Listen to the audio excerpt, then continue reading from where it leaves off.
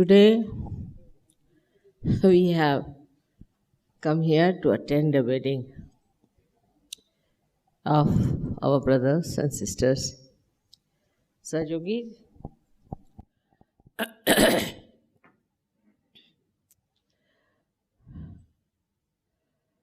It's important to understand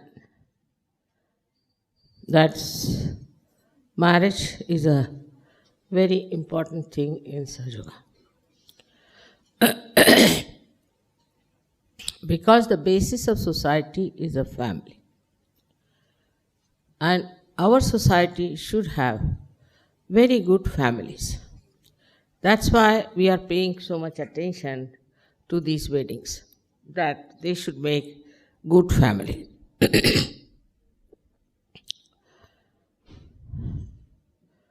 But sometimes people are very conditioned and they don't understand what is a Sahaj wedding is. They try to find faults with the partners, and within 2-3 months they are again out of Sahajyoga. In the sense that they want to have their second chance, third chance, fourth chance. Then I think that my attention I'm just wasting for nothing at all for such people. If they don't like our first choice, they should have their own. Why to bother us? They should not give us any more trouble. Very surprising things I've seen about the marriages that have been going on. One of them is they're all right for 2-3 months, and suddenly God knows what bhoot catches them. One of them that they just give up on a small excuse, here and there. They don't understand that how important is for them to have a good married life. They can go up to 3 months, 4 months, then I don't know what happens to them. And they even harm the women by making them pregnant. And still, they don't understand how sinful it was. In their own country, if they do like that, they'll be punished, not only punished, but they'll have to pay a lot.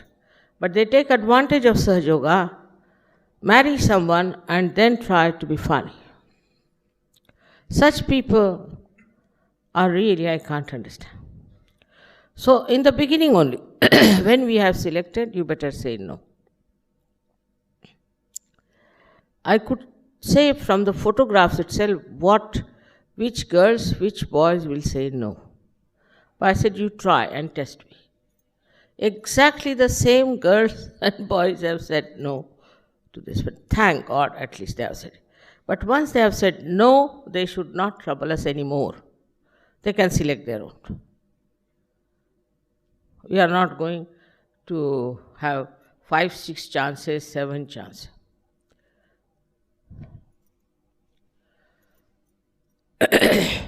Then, even up till now, if you do not approve of it, it's better to give up than to continue with the nonsense of hypocrisy.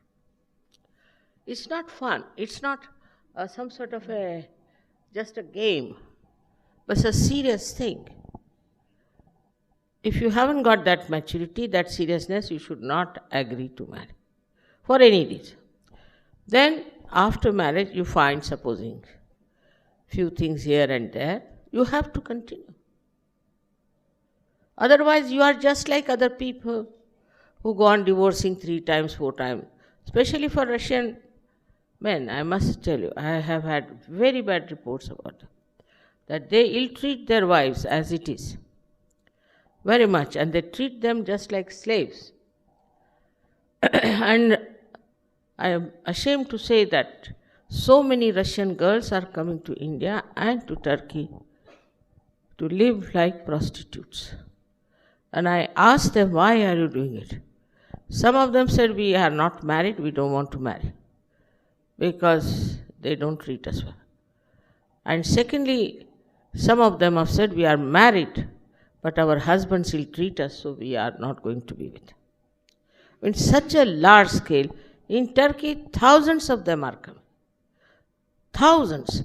They come here and marry people. Actually, it's no marriage, but they say that we are going to marry.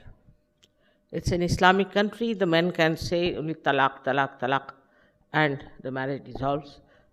And they marry so-called these women here. But they are prostitutes by nature. Because of this marriage, so many ladies have to desert their household. And then they have big problems. They don't know what to do with their children, how to live. So they are taking to fundamentalism. Not to prostitution, but to fundamentalism. So how dangerous it is, the men must understand. I'm surprised, only I used to think that Islamic people only dominate. But I'm surprised that there are many people, even in the Western countries and Eastern Bloc, Russians especially, treat their wives just like servants and slaves. When I heard their stories, I was ashamed and I felt surprised. I used to think that Russians are especially oversensitive to spirituality. But how could they ill-treat their wives? She's a part and parcel of their life. This is something Russians must take note of. Cannot be unkind to your wife, make her do all the work and dominate her, because you are the earning member. But the woman who is working in the house, looking after children, is doing much more important work than men do. For men, it's not so difficult. But for women, it's very difficult to run the house, to look after the children, to look after the husband, to manage the whole society. And you must know that in countries where women are not respected, gods do not reside, and in those countries where women are tortured and troubled, what will happen? Their society will break completely. And one day they will sit on top of the heads of all the men, as it has happened in America. Once upon a time, Abraham Lincoln's time, men were very dominating. As a result, today if you go there, you'll see them cabbages better than these American men. The way they are treating their men left and right, because law is in their support. They marry 7 times, become rich, and man marries once, he becomes poor. So, we have to be not only understanding that in love only you can have joy. We really love each other, you do nice things for each other, think of nice days and nice moments that you have spent and you will be spending. That is the greatest treasure for all of you. So I have to request all the people, especially here we have people from Eastern Bloc and also Islamic people, that you have to respect your women very much. This is very important. Now we are having some marriages here, not many. We have at least 90 marriages in India, out of which 1 or 2 fail, because sometimes the men are like this or women are like that. But still, I must say, compared to many other marriages in the world, we are much better off. I must tell you, before starting Sahajyoga in Russia, most of the men and women I met in Russia were divorced. Most. I don't remember even one who was not divorced. Now I am meeting really sensible people as far as marriage is concerned.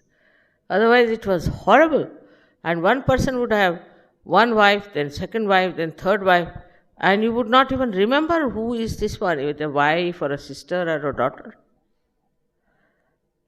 So, there's no fun in fighting on small things. It's a serious thing, as I told you, very important, because it makes your society. It creates new value system of Sahajyoga. It creates a value system of love, affection, compassion. And it is so great to love others. It is very great to love your wife or your husband. It's a very sweet feeling. But they are so enthusiastic about their weddings, and then I don't know what happens to them.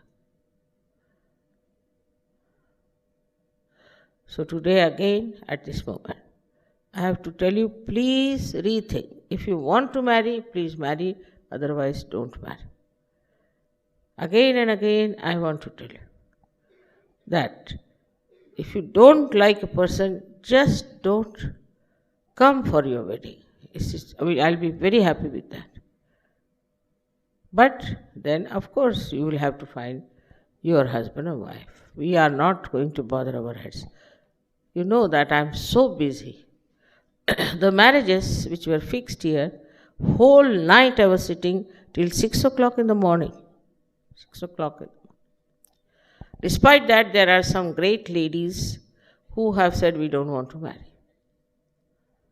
What should we say? They came all the way here just to get married. We find some nice boys or girls. I work and work whole night. And then what you find, they just say, we don't like it. Not that. Also they say, we don't feel like it. So why did you apply? All those who have applied have to pay for their marriages, whether they like it or not. This is what we have decided this time. Because we have spent so much effort. So whether you have appreciated or not, whether you have agreed or not, please pay for your marriages. That is a compulsion. So next time nobody will say that we don't feel like getting married. It's not a joke.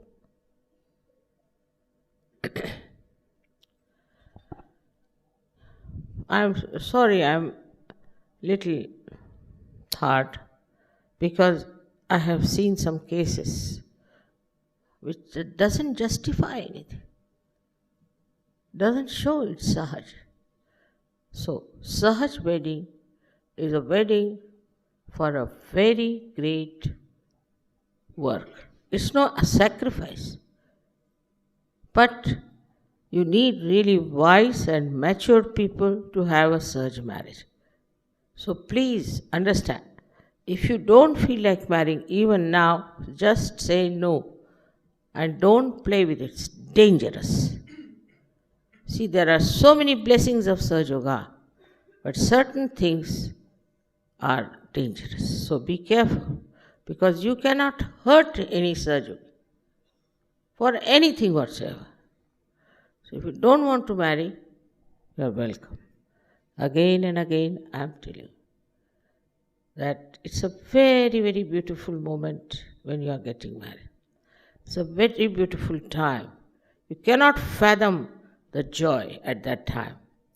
And if at that time you have missed the point, then I can't help it.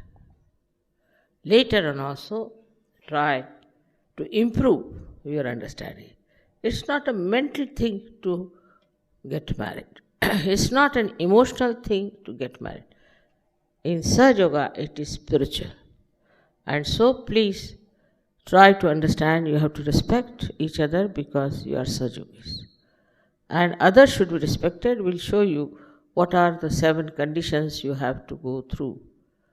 Another thing I've seen, the elders of the family are to be told that this marriage is taking place. We have seen, surprisingly, the parents are Sahajyogis, but they don't treat the daughter-in-law or the son-in-law well. It's very surprising. It's the other way around. It used to be that the newly married couple didn't treat the parents well. But nowadays I find it's very common to see that the parents-in-laws do not treat well. Everything seems to be upside down these days. So I would say that you must look after your in-laws. You must pay respects to them. You have to be kind to them. In the same way, the in-laws must look after the newly married couple, make them happy, and enjoy their happiness and joy. So, marriage is a source of joy, not only for the couple, but for all of us. All of us are so excited about it and so very happy. But you see, today you are excited, and tomorrow you find you are fallen on the street. Can't understand, like a drama. It's reality, it's real life, where you have to see what marriage means. Good for your children, good for progeny, good for our society of Sahajyoga. One thing, a wife should not talk too much. I think some of the problems come because they talk too much. Then while talking, if they have no subject, then they start discussing their husband, their in-laws, this thing, that thing. If she keeps quiet, it would be much better. Why I say for women, because in this country, here on the east, I should say Eastern Bloc, and especially Western, the women talk, men don't talk. And in India, women don't talk at all. Very little. If they talk, means there is something wrong with them. They are not talkative. They keep quiet. Because a woman is like this Mother Earth, who doesn't say anything, just gives and looks after and suffers. While the man is like the sun, he shines, he comes and goes, some sort of whimsical things. But sun and the earth both are permanent companions. And they nourish each other and they manage our lives. Without both of them, we could not have existed. In the same way, a woman is the Mother Earth and man is the sun. So, our duty is to see that to create a complete balance, we have to keep to our own life. Like a woman has to be a woman and man has to be man. It's very important that we should be proud of what we are. And we should be happy of what we are. We should not try to be something else than what we are. It's absurd. It's a sign of stupidity. So, the more you are what you are, like a woman is a woman, a man is a man, the better is the relationship. There's no harm in keeping quiet, as the Mother Earth does. She bears up everything, she gives everything, because she knows her personality and she knows what will give her joy, what will give her happiness. So, from many angles, we have to understand that marriage is a very pivotal thing for Sahajyoga. So many girls don't want to marry because they are afraid. They have had bad experiences of their fathers or uncles or so on. And so many men also don't want to marry. But forget the past. Past is not important. This is the present in which you have to marry without any worry. I am there to look after you. If you have any problem, write to me. But just don't run away. Just don't do things without informing us. It is absurd. It's not a madhouse. It is Sahajyoga. So let us all enjoy this wedding forever, not for a short time. Thank you very much.